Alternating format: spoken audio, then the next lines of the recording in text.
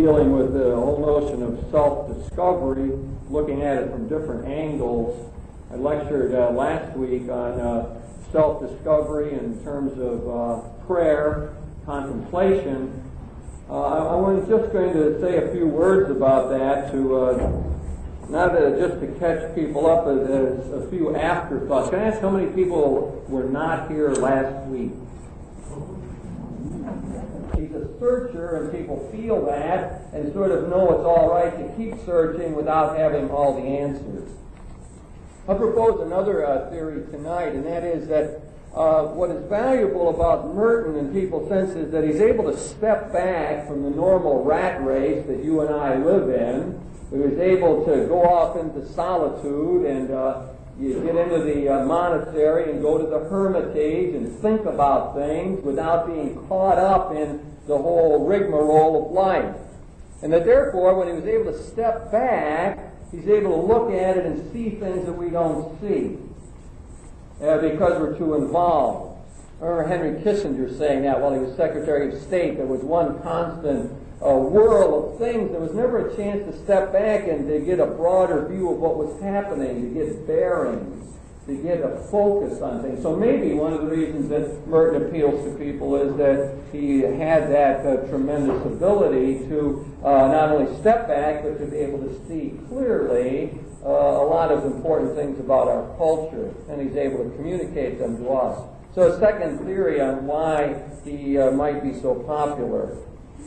Then I want to say a few more things about prayer in relationship to Merton, and these are my afterthoughts. I usually have my best thoughts after the lecture. I go home and think, why didn't I say that? And it sort of stimulates my brain somehow.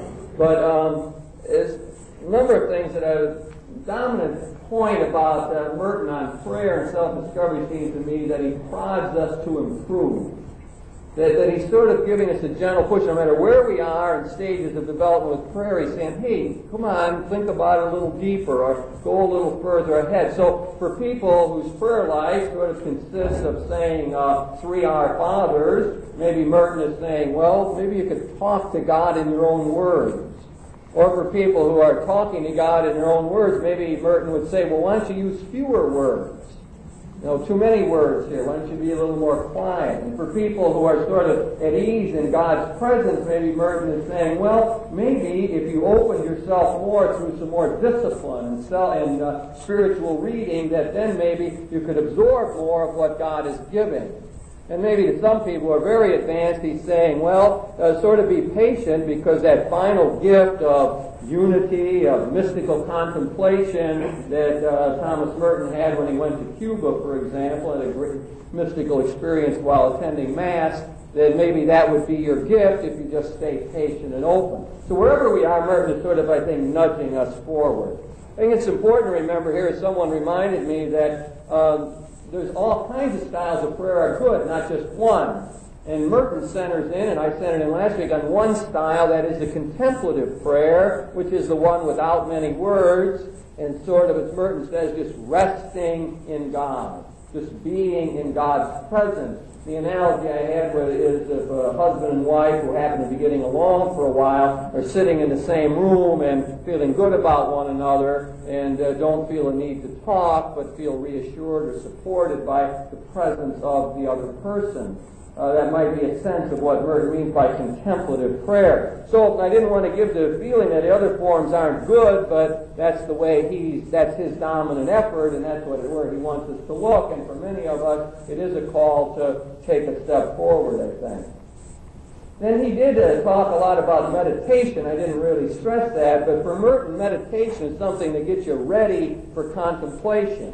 Meditation are exercises that you undergo, various types. For example, he might say it might be good for some people to draw, or for some people to write in a journal. Liturgy and spiritual reading can sort of help us to meditate, get the juices flowing, think more deeply. Might do it while we're driving, or in doing dishes or routine tasks. That becomes our opportunity to do a little more meditation and so on. It suggests we might enter more deeply into the church's liturgical cycle. Or some people might just want to stop and look carefully at a leaf or a tree or go to the art museum and look at one painting. So these are all ways that one might meditate better, and those are a means, to him, those are a means. You do those things so that you can do this contemplative prayer, rest in God's presence. Then he says sometimes when you're trying that can get sort of boring, or you might fall asleep. That's many people's experience. I mean, they think they're in contemplative prayer, they're not sure. And if one isn't sure if one got a 20-minute nap or was close to God. I'm not sure we have to know that, but I prefer to interpret those things positively. Not only get rest, but came closer to the Lord. Anyway, he says, if that's your problem and you sort of fall asleep like that, he says, then it might be good to return to saying your 3 Our Fathers or your rosary or saying some vocal prayer so you get yourself stimulated again and can get on with it. Finally, a phrase I used last time, to try to pray is already pray, which is great. Gives a lot of us comfort, those of us who don't think we do it very well. Merton says, that's all right, relax, take it easy. To try to pray is already to pray. Okay, those are my own afterthoughts from the previous week on Merton and prayer, and all that is, what Merton says is, if we pray well, if we're more contemplative, then we will know more about ourselves. Because last week, what I tried to stress was that the problem in life, as Merton sees it, is the false self. That is, we live with illusions. Culture feeds us those. We don't understand ourselves. So we're in illusions a lot, rationalizations. And Merton thinks that prayer is a great antidote to that. Prayer is something that will help us get in touch with, as he says, the true self. Move from the false self, tear away those layers, the false self, work your way down into the interior, into where we are alone with ourselves and then quiet with ourselves. And when we get there, surprisingly and paradoxically, that's when we will find God. Not up there, but right within. This thing that all the mystics have understood. It obliterates the divisions and distinctions. So last week we talked, in other words, about the movement from the false self to the true self. Now tonight, we want to change the frame of reference just slightly, and these are really almost synonymous terms. We want to talk about moving from the external self, the facades of life, to the internal self, the inmost self, as Merton sometimes calls it. So that's the journey we're on tonight, movement from external to internal self. And we're going to do that by looking at Merton's own relationships and analyzing those, seeing what they might tell us about our own relationships. As people know, I am interested in these great thinkers, not in themselves, but what they might tell us about how we can live better, understand ourselves better, form better relationships, and so on. Now, the first relationship that I want to deal with is with Merton's mother. And she happened to be from Ohio, and when young Thomas was born, she was very excited about that. What was that, 1915, I think. You were finding notes, 1915, to locate Merton here. And he really was the apple of his mother's eye. She doted on him. She wrote down everything he did, kept a record of it. Maybe that's where he got that compulsive writing thing. I don't know. But he was a compulsive writer, as we found out last week. But so everything was fine, and he had a good home life and so on until the age of 3. And then at the age of 3, his brother John Paul was born. And when John Paul was born, Thomas's mother totally forgot him. I mean, young Thomas was just out now. She wasn't interested in him anymore. I mean, in a very noticeable way, not the normal thing like where a mother has to spend more time with the infant than the 3-year-old, but this was a noticeable change. And she just moved away from him, had very little time for him. All the energy and attention went to his brother, John Paul. Now, then, when Thomas was about close to 6, his mother got seriously ill. And when she got seriously ill, he was not allowed really to relate to her. He was never allowed to see her when she was dying. In fact, his mother wrote him a note indicating that she was dying and that so on. And then when she actually was buried, he was just excluded from the whole thing. She was cremated. He remembers while she was being cremated, standing alone outside in the rain. Now this relationship, and we could go into that a lot more, but maybe it spells it out a little bit. That relationship was just very crucial to Merton. It set up a whole lot of the problem in life for him and dictated a lot of his responses and so on. One of the things that it set up, as he clearly understood, was the search for the feminine. Forever after, he was looking for the woman who would be close to him, who would be near, who you could count on. He was extremely frustrated with this, of not being able to create that kind of relationship. He always saw himself as sort of incomplete in many ways. He used to dream, he had regular dreams about a young Jewish girl that he called Proverb. And in his dreams, this young Jewish girl would come close to him and embrace him. There was an indication, again, from this dealing with his mother, this search for the feminine throughout his life. He often looked for wisdom from women. He thought that women understood things about life that he didn't. He was very taken with Dorothy Day, for example, or Raissa Maritain, Jacques Maritain's wife. And very taken with the mystic Mother Julian of Norwich. Those figures were important to him. In fact, what he loved about Julian of Norwich was her idea of God as mother. Very taken. In fact, he picked up the other idea of talking about Jesus as mother from her, a nurturing kind of figure who would be close and could be counted upon. So here we have this search for the feminine. He talked about his own incompleteness. He saw himself as being incomplete and that this could never be remedied.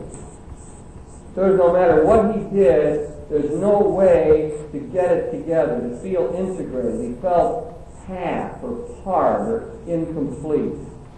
That became one of the great pains of his life. And as people begin to read him, that's a good thing to keep in mind, because one begins to sense the driving energy that was involved in Merton's life. As we know, he's a compulsive writer, he's compulsive about many things, driving, pushing all the time. I think a lot of that has to do with this searching for the feminine.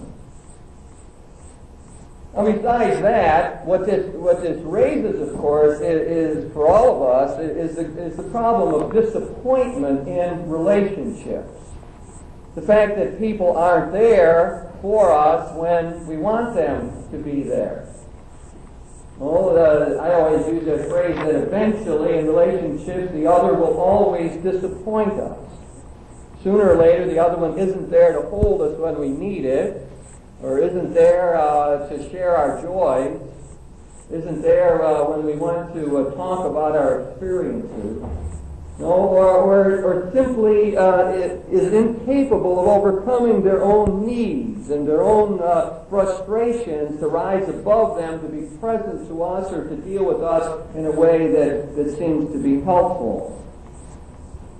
So that's a great difficulty raised, and one always has to deal with, is this idea of the frustration involved, essential frustration in relationships, that they're never as great as we want them to be, never as good, never as deep, and that the other person in one way or another ends up disappointing us.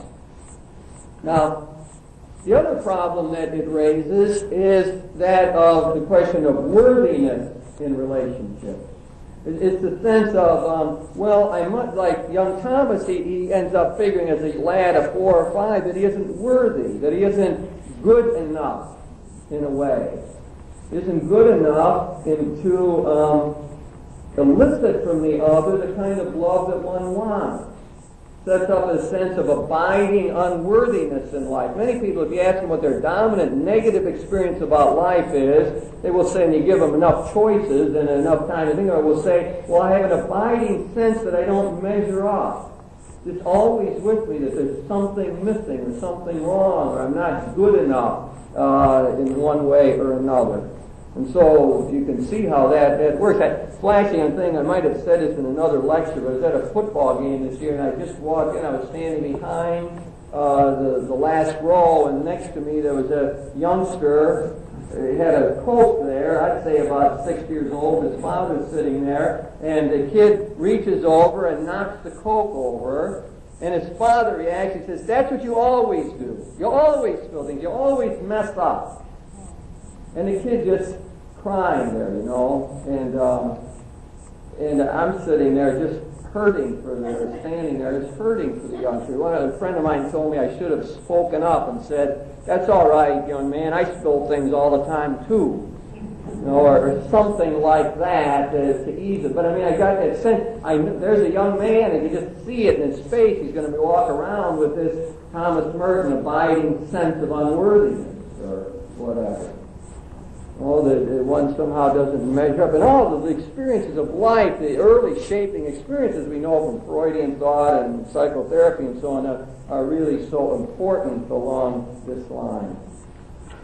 Now, what does Merton have to tell us about all of this? I mean, how are we going to move beyond this? Well, first of all, Merton says that we really have to get beyond the whole notion of worthiness. That isn't the question in human relationships. I remember being at a party one time, and some guy said, you know, we started talking seriously, and one guy says, you know, I just can't get over it why, named his wife, loves me. It just blows my mind. I can't really understand that. Well, Merton sort of says something like, well, don't try to understand it. Accept it. Let it be. Let it happen. So he says that when we feel that way, it sort of almost sets up a competitive situation, like you've got to win the other person's respect. You have to win their love. And Merton says whenever we're in competitive things in relationships, it's going to go badly with us.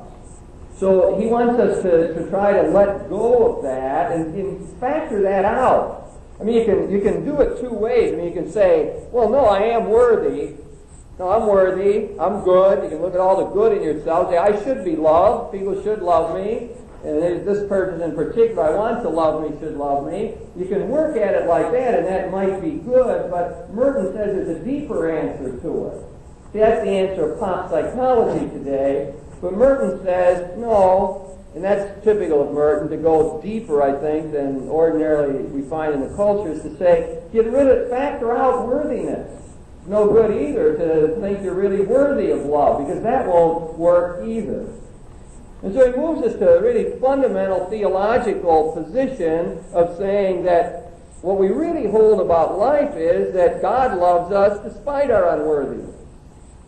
That we never, the primary relationship we have, which is with the great God, we can never stand up and get it all together and say, well, I did these 22 good things for 43 years, and therefore God should love me. That never works that way. It can't work that way. And so in relationship to God, we are always abidingly unworthy.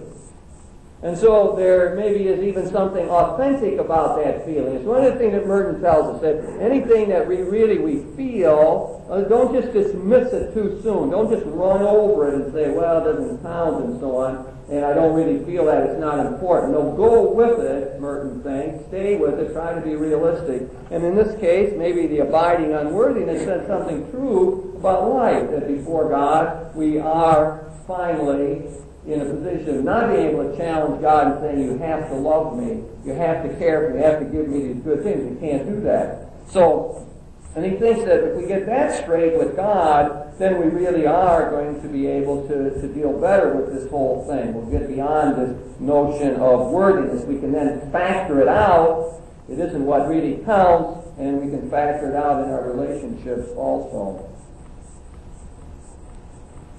Secondly, in trying to respond to those kind of problems set up by this whole difficulty, is that We need to limit the desire to be loved. So the Merton says that desire in itself can become compulsive. That one can try to make it happen again. Not through a worthiness model maybe, but just to get the other person to do it. So a whole lot of energy can go into trying to make that happen. And Merton says that finally is going to be destructive. He said most people who want to be loved as if they were God. People want to be loved as if they were God. Like, yeah, I want to be the center of things. I want all this love coming into me. I want to be fed and nourished by the care and respect and love that other people might have. I want that to come my way. And then what happens if we set it up that way, then we feel deprived when it doesn't come. I'm thinking of Abraham Maslow's studies of human relationships where he said that the really mature person does not have to hear all the time that they're loved. It becomes a more mature kind of love where one might need to hear it now and then, but not continuously. Because one has that abiding sense that I am loved, and an abiding sense of good feeling about oneself, despite one's weaknesses, and therefore it's one that doesn't need all of that. He says that psychologically, he says that when we look at other people, we tend to presume that other people are getting that kind of love that we want. It's like married people looking at the other couple and saying, well, Jesus, that's really neat. If I had that kind of interchange like they got, it'd be great. Then I'd be able to function well.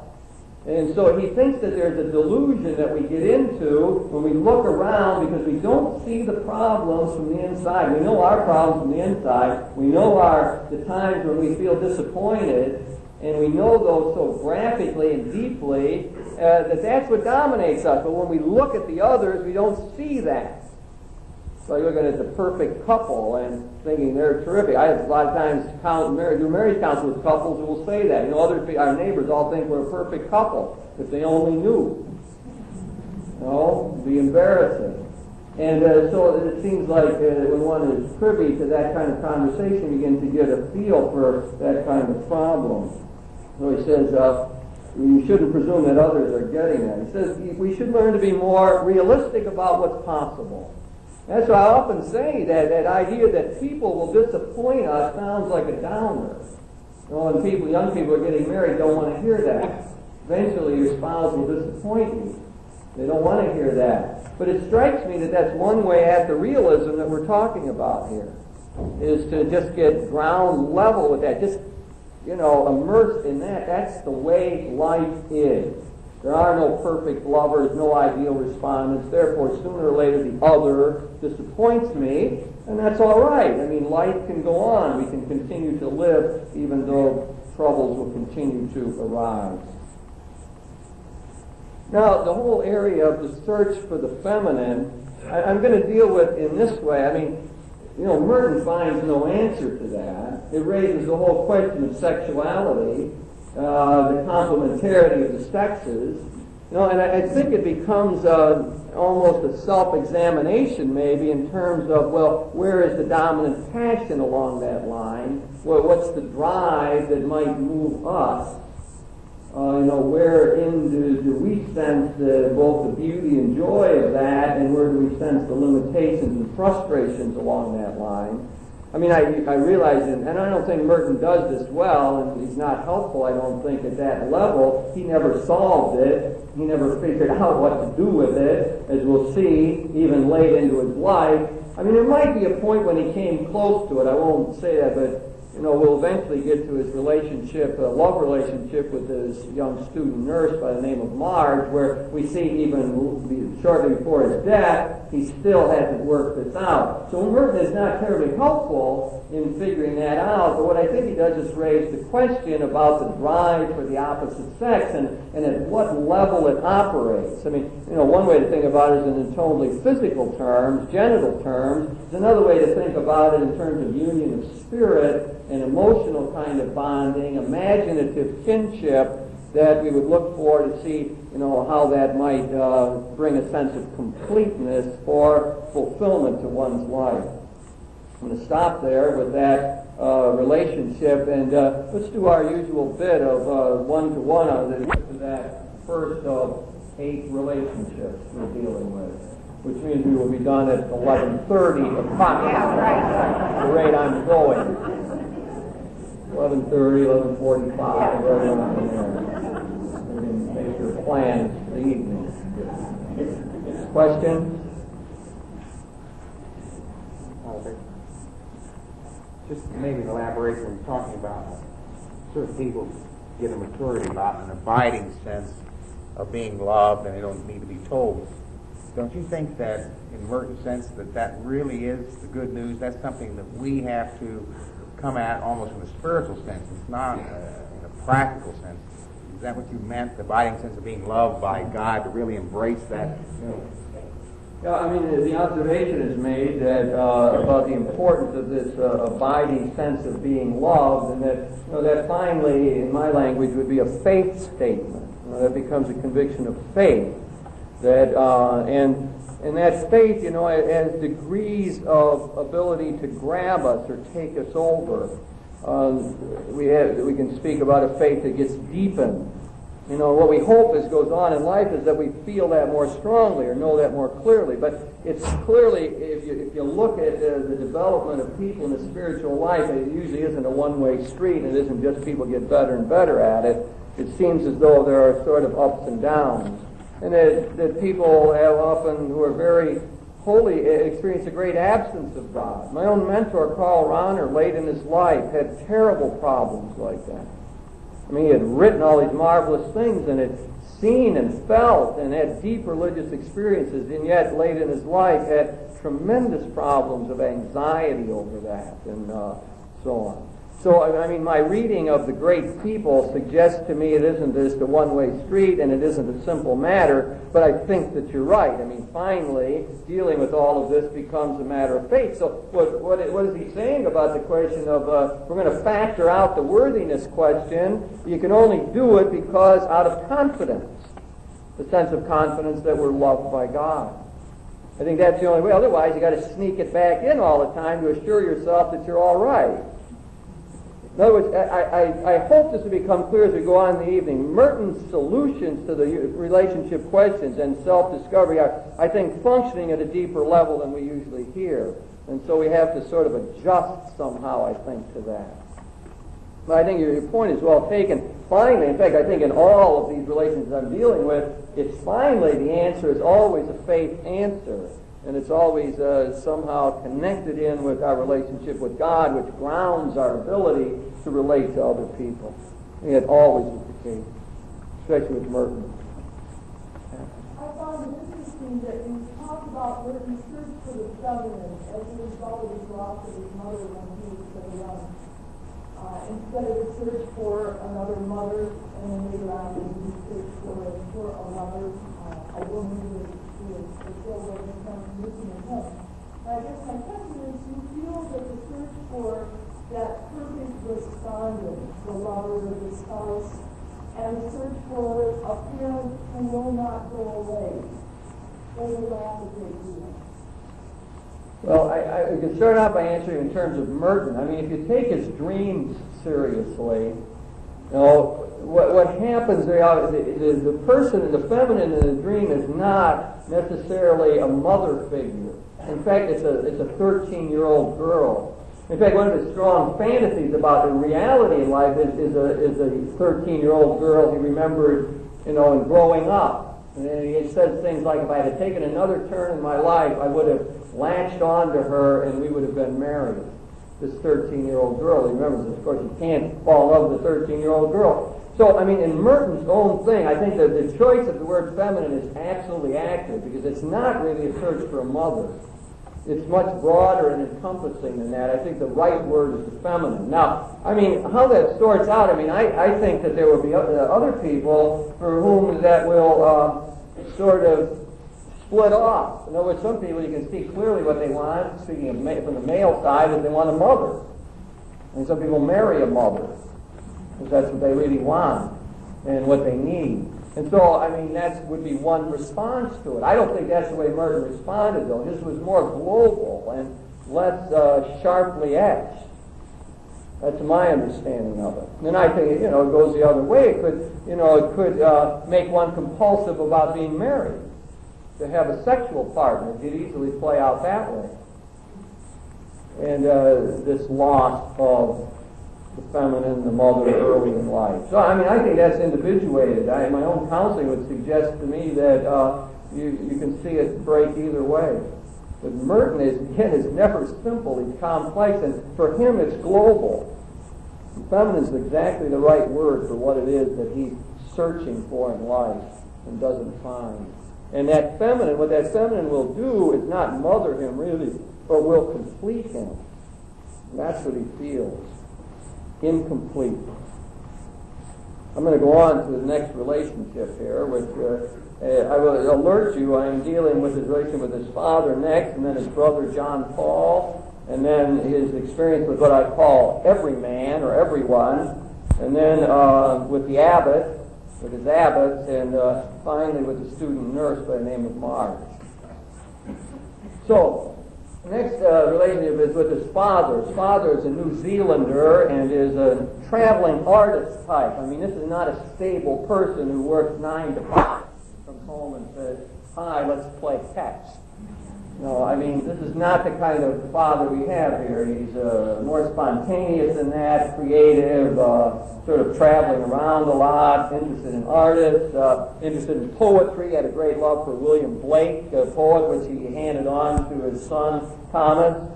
At the age of 10, after Tom's mother died, then he was raised by his grandparents, really. His father moved around a bit, and then he eventually went to Europe. And sooner or later, then, he brought his son to Europe with him about the age of 10.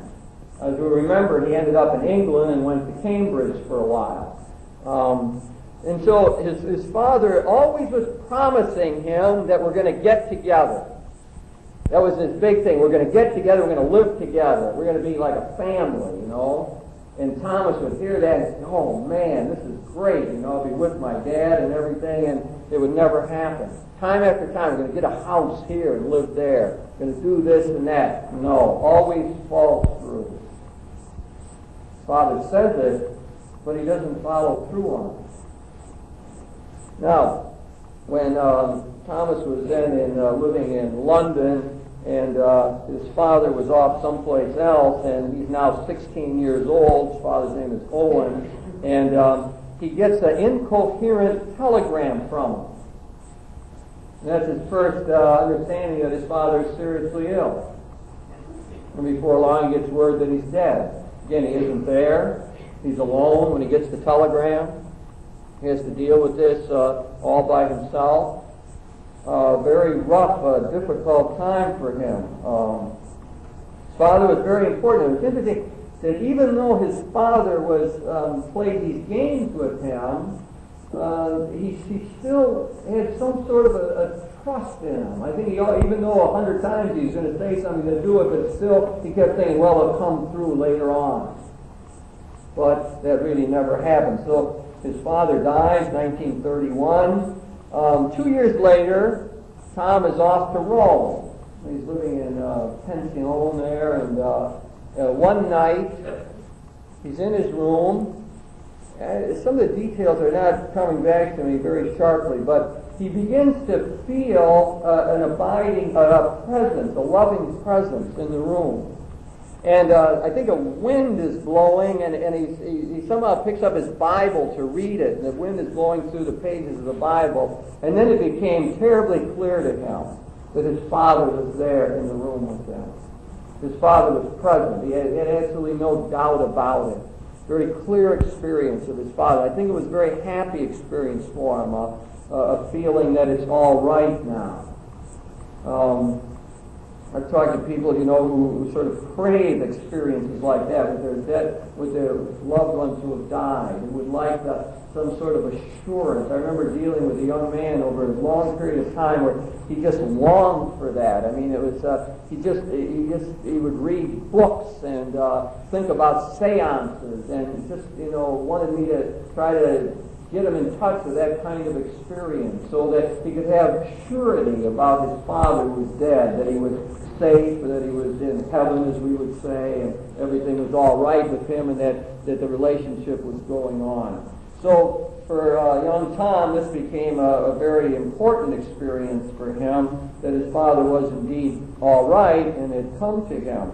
However, overall, when you think about his relationship with his father, it would create maybe what one might call sort of a sense of homelessness. Now, that sets up, let's look at that a little bit more. And I want to use it as a springboard to talk about what Merton thought was one of the great problems in relationships, and that is dealing with others through our external self rather than our internal self. And I guess our word for that these days is the facade. Use the facade or the persona, which suggests a mask that one uses in relating to others. So, Merton says that this is what gets in the way of relationships. And I'm thinking about his father. His father was not really honest in this relationship. There was, he was playing a role with his son, and it caused all kinds of difficulties.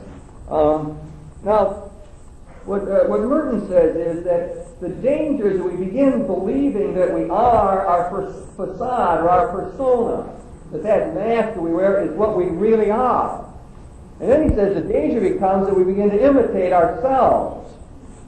I guess you get a feeling for this in the class clown, who sort of makes it in high school, whatever, by being the clown, and then forever after plays the part of the clown. It becomes the only way of relating, an inability to relate in some other way or wider range of ways or in deeper ways. One is now always the clown. And one of the things that maybe happens, like when that student might come to college, is you can get a fresh start and start to relate to people as more who you are rather than as the clown. So Merton says that this is the danger, that we begin to imagine that external self is what we really are, thus never getting in touch with the inner self that we really need to get in touch with if we're going to be authentic people and work out good relationships. I was thinking of as a book review in a recent New York Times about a book called Famous for 15 Minutes, which is obviously a biography of Andy Warhol. And it's he's the one who said in the New World, everyone will be famous for 15 minutes sometime.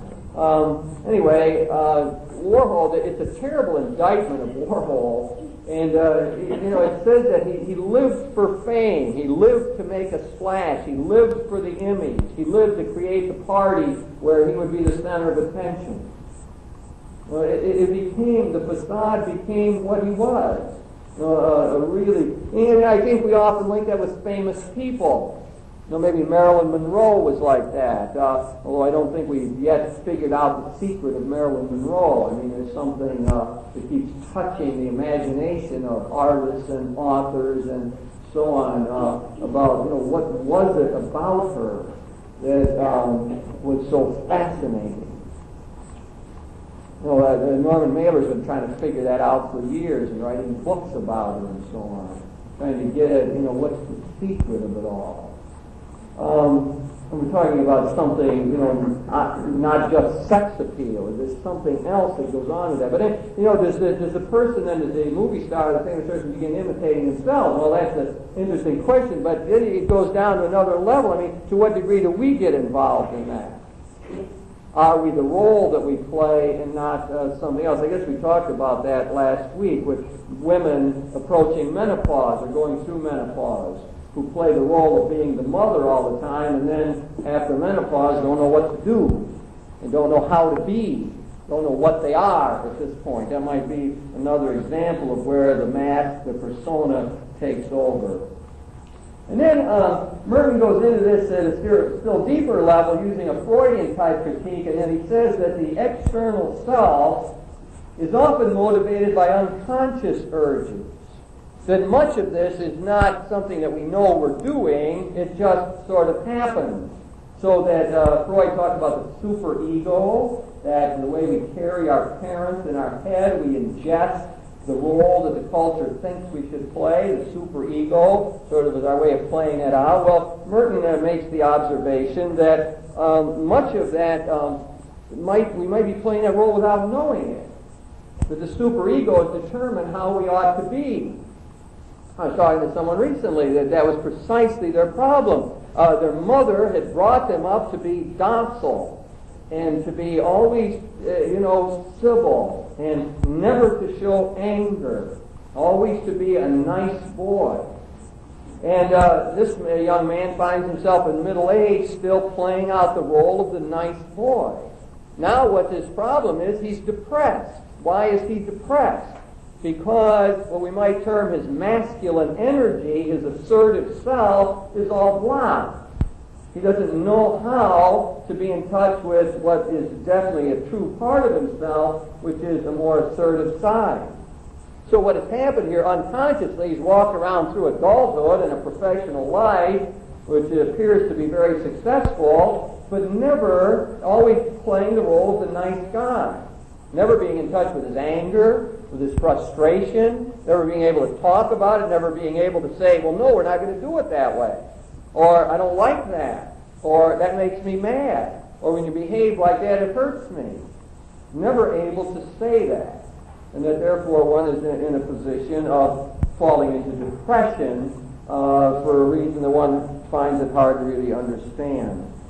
And then he also relates it not only to Freud's superego, but to Freud's idea of the id, sort of that boiling cauldron inside of us, those instinctive urges, and talks about the problems of compulsion in relationships, where one is just driven to do things that end up hurting relationships. So maybe one says that, well, I should back off, but one doesn't do it because one is driven from the inside.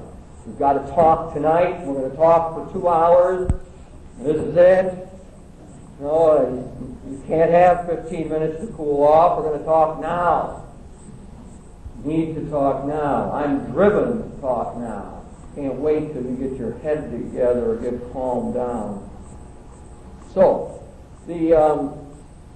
what we've got here is this whole idea of relating through facades. Now, Merton's response to this is the great call for truthfulness in relationships.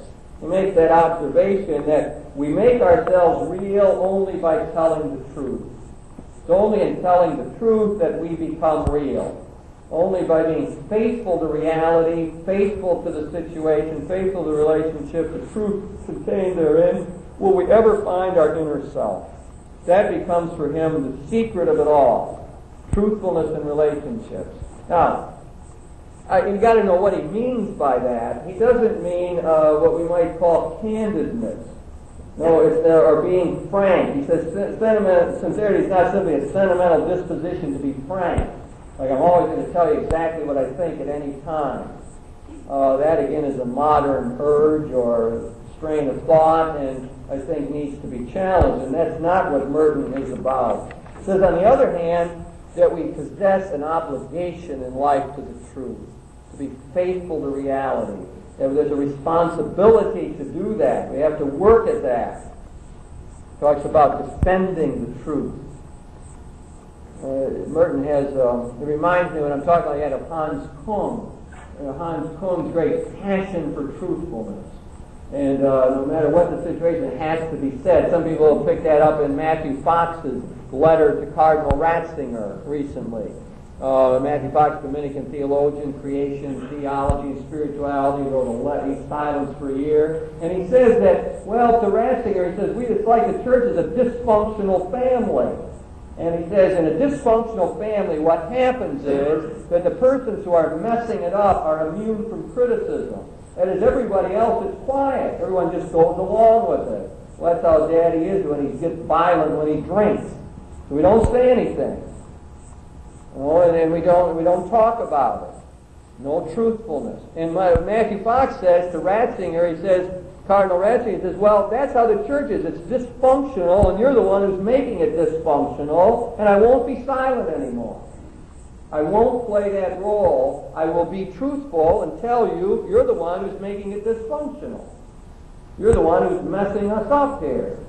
And what I suggest you do instead of making me take a year off is you take the year off and come to my place in California and learn about creation spirituality.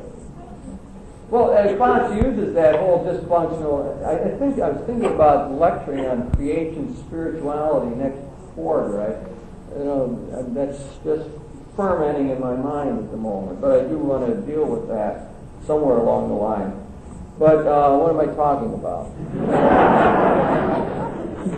What am I on? What relationship? Father, facade, sincerity, truthfulness, not candidness, and our obligation to tell the truth. Dysfunctional family. And he says, we got a cultural problem here, and it can work two ways. It messes us up two ways. One is sort of the sense that, nice people aren't honest. They always try to make it nice to the others. That is sort of a Christian, even thinks that's part of our religious training, that Christianity teaches us to be charitable, and that many people interpret charity as meaning that we'll always be quiet and put up with whatever wrong is going on. That we'll just always give in, that we will be a milquetoast type. Again, talking to someone recently who said that it was just a great revelation to them to hear that charity is a strong virtue. That charity might call for confrontation sometimes. They never thought of that. In their whole life of growing up as Christian, into school, religious education, that charity could call one to stand up and confront someone. They could never understand that. It's impossible. And now they're starting to learn it, and it's making a great difference in their life. And the other way the culture can mess us up is with this whole cult of candidness, as I call it, that we're going to say whatever was on our mind no matter what. So now we ask the question, why does it go badly? What happens? Why don't people do a better job of truthfulness in relationship? And he says that it's a matter of fear. That's what goes wrong. And the fear is that we won't be liked.